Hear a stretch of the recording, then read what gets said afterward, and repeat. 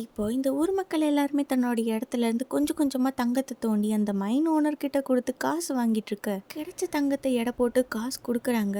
அப்ப அவங்க அந்த குழந்தை கையை தொட அந்த குழந்தை அப்படியே தங்கமா மாறிடுது. இதை பார்த்து ஊர் மக்கள் பயந்து அங்கேயும் இங்கேயுமா ஓட யாரு மற்றவங்கள தொடுறாங்களோ அவங்க எல்லாருமே தங்கமா மாறிடுறாங்க. பழைய மைன் கேட் வழியா போனா நம்ம இந்த ஊரை விட்டு தப்பிச்சு போயிடலாம் அப்படின்னு சொல்லி எல்லாரும் ஓட அப்போ ஒரு லேடிக்கு பிரசவ வலி வந்துடுது.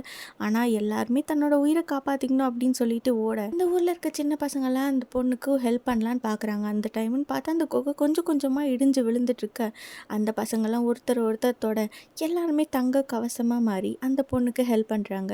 இதை பார்த்து ஊர் மக்கள் அவங்களும் தப்பாக உணர்ந்துட்டு இருக்க அந்த இடத்துல இருந்து அந்த பொண்ணை காப்பாற்றணுங்கிறதுக்காக எல்லாருமே ஒருத்தர் ஒருத்தர் தொட்டு ஒரு கவசம் மாதிரி மாறி அந்த பொண்ணை காப்பாற்றுறாங்க. அப்புறம் அந்த பொண்ணுக்கு குழந்தையும் பிறக்குது.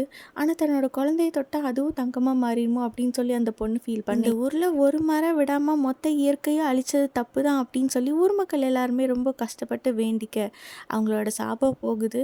தங்கமாக மாறின எல்லாருமே நார்மல் ஆகுறாங்க.